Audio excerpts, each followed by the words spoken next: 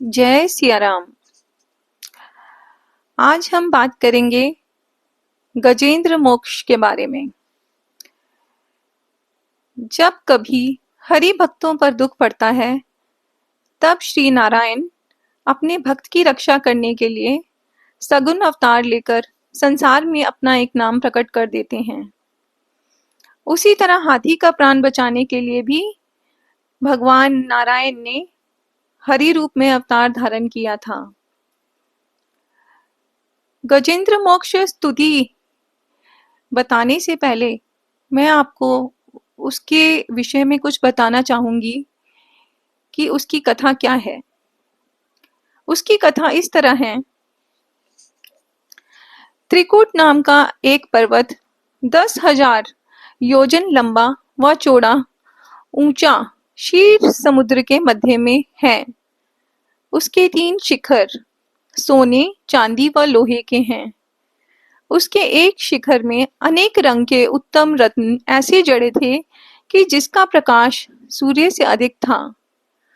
उस पहाड़ पर देवता व गंधर्व आदि अपनी अपनी स्त्रियों समेत रहकर विहार करते थे। वहां संगमरमर के कुंड बने थे और अनेक रंग के पक्षी मीठे शब्द बोलते थे। ऐसे उत्तम बगीचे, अनेक रंग के पुष्प व फल वहां लगे रहते थे, जिनको देखकर सबका मन मोहित हो जाता था। योजन पर्यंत उन पुष्पों की सुगंध उठती थी। वहां एक बहुत बड़ा तालाब था, जिसमें कमल फूले हुए थे। उसमें कच्छ, मछ व ग्राह आदि रहते थे। एक दिन सब हाथियों का राजा गजेंद्र, जो उस पर्वत पर रहता था, जेठ महीने के दोपहर के समय प्यासा होकर 1000 हथनी व कई हजार बच्चों को साथ लिए उस तालाब पर जल पीने के लिए चला। मद बहने से उसके चारों ओर भंवरे गूंजते थे। जब वह अपने उमंग से, जो 10,000 हाथी का बल रखता था, रास्ते में झूमता, वृक्षों को गिराता और पत्तों को खाता हुआ तपन का मारा तालाब में जाकर घुसा और जल पीकर अपनी हथनी व बच्चों को सूंड से पानी पिलाकर उनके साथ खेल करने लगा, तब एक ग्राह ने, जो उससे भी बलवान था, आकर हाथी का पिछला पैर पकड़ लिया। अब तो हाथी व ग्राह में भयंकर युद्ध होने लगा। कभी गजेंद्र अपने बल से ग्राह को खींचकर सूखे में ले आता और कभी ग्राह उसको खींचकर पानी में ले जाता था। जब इसी तरह से उन दोनों को लड़ते लड़ते 1000 वर्ष बीत गए और उसकी हथनी व बच्चा बड़ा परिश्रम करने पर भी गजेंद्र को ग्राह से छुड़ा न सके, तब अधैर्य होकर उन्होंने समझा कि अब हाथी जीता नहीं बचेगा। इसके साथ हम लोग अपने प्राण क्यों दें। ऐसा विचार कर हाथी को अकेला छोड़कर वे सब वन में चले गए। गजेंद्र के प्राण कंठ में आ गए थे। उनके चले जाने से घबराकर उसने विचार किया कि इस महादुख में कोई मेरा साथी नहीं है। हथनी व बच्चों ने भी मुझे अकेला छोड़ दिया है। जान पड़ता है कि मेरे पूर्व जन्म के पापों ने ग्राह रूप होकर मेरा पैर पकड़ लिया है। जैसा कर्म मैंने किया था, वैसा फल भोगता हूँ। ये सब देवता और गंधर्व आदि अपने अपने विमान पर बैठे हुए मेरे युद्ध का कौतुक देखते होंगे। इनमें से भी कोई मेरे प्राण नहीं बचाता। इसलिए अब मैं उस परब्रह्म की शरण में जाऊं, जो काल का भी मालिक है, तो मेरे प्राण बचें। ऐसा विचार कर हाथी नारायण जी के चरणों का ध्यान सच्चे मन से करने लगा। तो उसने जो स्तुति उस समय प्रभु के आगे प्रस्तुत की, उसे ही गजेंद्र मोक्ष कहते हैं।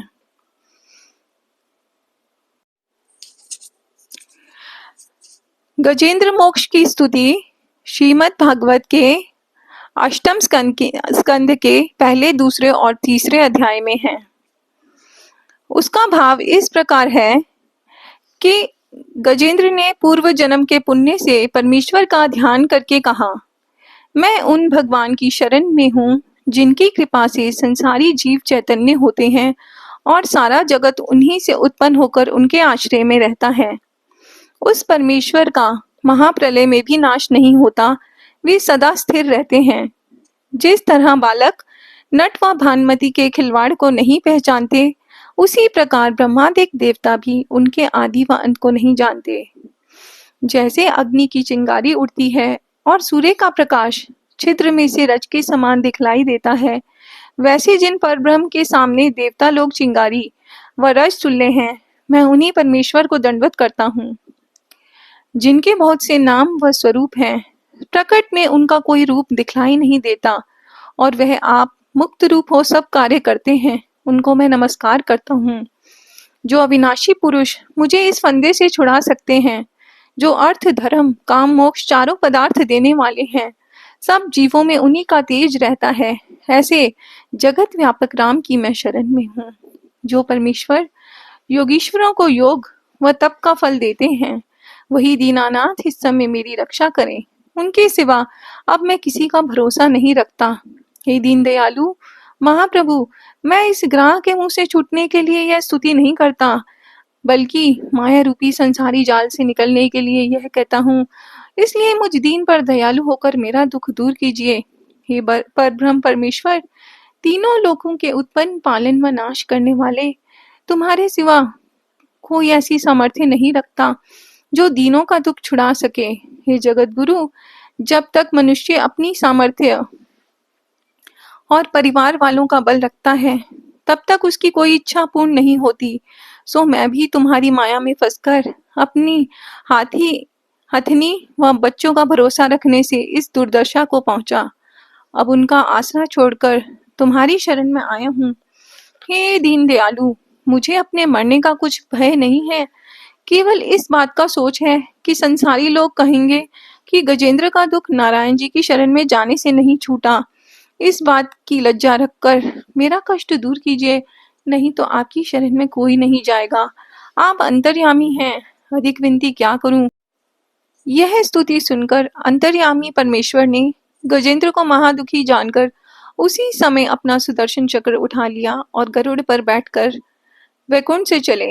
जब गजेंद्र ने देखा कि वैकुंठनाथ सुदर्शन चक्र हाथ में लिए गरुड़ पर चढ़े आकाश मार्ग से मेरी रक्षा करने के लिए चले आते हैं, तब उसने कमल का एक पुष्प सूंड से तोड़ लिया और ऊंचे उठाकर पुकारा, हे नारायण, हे जगत गुरु, हे दीनानाथ, हे भगवंत, हे दुख भंजन, हे श्याम सुंदर, हे ज्योति स्वरूप, मैं आपकी शरणागत होकर दंडवत करता हूँ, जल्दी मेरी सुधि लीजिए। जैसे त्रिलोकीनाथ ने उस दुखिया के यह दीन वचन सुने, वैसे ही सुदर्शन चक्र समेत गरुड़ पर से कूद कर पैदल दौड़े और वहां पहुंचते ही सुदर्शन चक्र से ग्राह का मुख चीर कर मार डाला और हाथी को तालाब से खींचकर बाहर निकाल दिया। भगवान नारायण के अनुसार जो मनुष्य गजेंद्र मोक्ष का पाठ करेगा, अंत समय में प्रभु उसकी बुद्धि निर्मल कर देंगे और उसे मोक्ष प्रदान करेंगे। गजेंद्र मोक्ष का पाठ किसी भी प्रकार की मुक्ति के लिए पढ़ना चाहिए, जैसे ऋण मुक्ति के लिए, पितृदोष से मुक्ति के लिए, किसी भी रोग शोक से मुक्ति के लिए, किसी प्रकार के श्राप से मुक्ति के लिए, राहु शनि के कुप्रभाव से मुक्ति के लिए, और सबसे बड़ी बात संसारी माया जाल से मुक्त होने के लिए। गजेंद्र मोक्ष रूपी स्तुति प्रभु के समक्ष शरणागत होना है। तो यह मैंने आपको गजेंद्र मोक्ष की कथा सुनाई और साथ में उस स्तुति का भावानुवाद भी बताया। जय सिया राम।